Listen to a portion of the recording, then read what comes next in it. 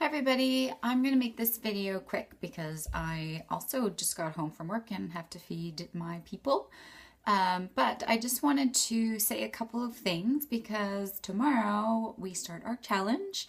So I hope that you're all ready. I hope that you've taken a couple of days to prepare. And if you haven't, that's still okay. We can still totally make this happen. So if you haven't, I would suggest if you have time to go through the videos that I've already posted. And you can also look at the file section of this group, and it has meal plans and grocery lists if you want to follow that. If you're the type of person who needs sort of wants a specific plan, then there is a plan there for you. But if you're somebody who is, a little more experienced or comfortable with just making your own food, then that is totally fine as well. I'll just give you a couple of principles that are really, really helpful and really easy from henceforth that you can apply to eat more clean. One of them, as I've mentioned, is to plan your food around vegetables and think about your vegetables first and then think about the rest. We have a habit of thinking about the bread and the meat and this and then adding veggies a little on the side. Let's just totally abandon that. Make vegetables the focus. Cook so that you can eat more than once from the same meal, and that will save you time. So stir frying, roasting up a bunch of vegetables, barbecuing a bunch of vegetables, cutting up a bunch of vegetables for veggies and dip. These are all really easy ways to have large quantities of veggies, and your meal planning is so much easier from there. From there, obviously, you can add a lean protein source, and if you're a vegetarian or vegan, you can add tempeh, or you can add lentils, you can add beans and rice combo, whatever you want. You can cook up batches of lentils, rice, quinoa. And I pretty much always roast up sweet potatoes and have those on hand. It doesn't take a lot of work. I just cut them up, put the oven at 400, put a little bit of water, some Cajun spice, and a little bit of tamari, which is gluten-free soy sauce. And I roast and then I flip, and it's really low maintenance. And then I have a hearty vegetable, and I use that as like a bread or add it to a salad, and it just like really beefs up whatever I'm eating.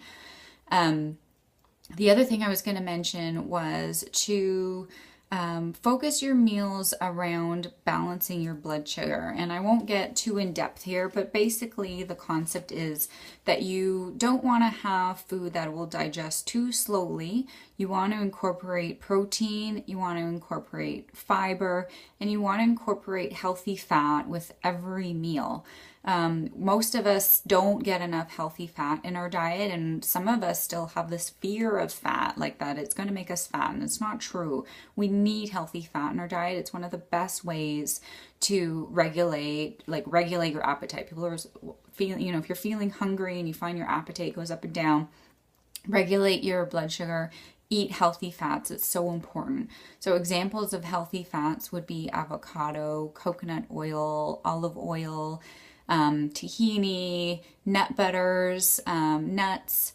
Of course, to have these in small quantities, but if you just, sprinkle some hemp seeds on your salad, or have a quarter or half an avocado with your meal, have a tablespoon or tablespoon and a half of olive oil in your dressing.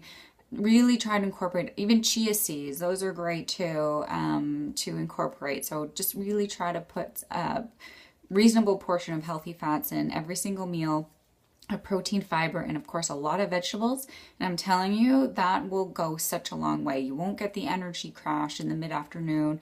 When we eat too much sugar and food that's too easily digested, we get a crash, and then we're super hungry, and it's like an artificial hungry. So we can go a long way just by doing that.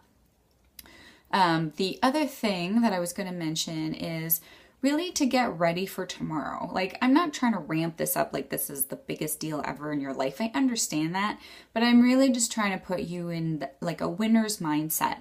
And one of the things that I've discovered over time is when I am presenting myself with a challenge, or if I wanted to start a new plan or a new program, I really have to go in with the vision of success and a positive mind frame, and not second guessing myself or doubting myself. And one of the biggest things is that I need to trust my word. I need to be able to trust that I said I'm going to do something and then I do it. That is one of the biggest things that we have to do, is follow through, and so that we trust ourselves. Because I know when I was before I did lose all that weight, I had pretty much every single day I told myself the next day I would start my diet, and that was how I rationalized binging at night, because I could be like, no, tomorrow. So every time I lied to myself, I lost confidence in myself, and then it mattered less. I did talk about the book, The Slight Edge, and if you haven't bought it or read it yet, I still really suggest that you do that. So make tomorrow the most important day. Think about your day ahead of time. What are you planning to eat? If you're planning to follow the meal plan, what do you need to do today? If you're not planning to follow the exact meal plan, what are you going to eat? What are your meals? Think about where you're going. Are you going to need snacks? Are you going to be in an environment that will create a challenge for you? Are you going to be in a meeting that has donuts? What are you going to do? Are you going to be on the opposite end of the room? Just think ahead a little bit. Tomorrow just really is important because we want to start off strong. You think about a soccer game, like, would you rather, a quarter way through the game be up a goal, or do you want to be behind a goal? You always feel stronger and more invigorated when you're ahead a goal. So we want to get in that winner's mindset.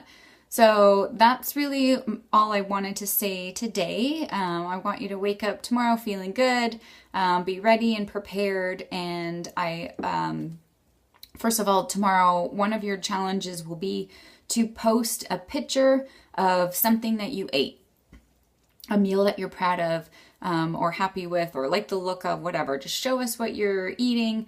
Give us as little or much detail as you want, but just post a little picture. And the other thing to keep in mind through the rest of the week is that I want you to notice your biggest obstacle. And whether that happens tomorrow or on day 2, day 5, day 7, I want you to either take a picture and post that, or tell us about your biggest obstacle and what you did to overcome it. Because just as much as it is important to be prepared and eat clean, a lot of this is facing those moments and facing those demons, and then what do you do, right? So we're here to support you. We're all here to support each other. So have a great sleep tonight, and I will see you tomorrow. Bye.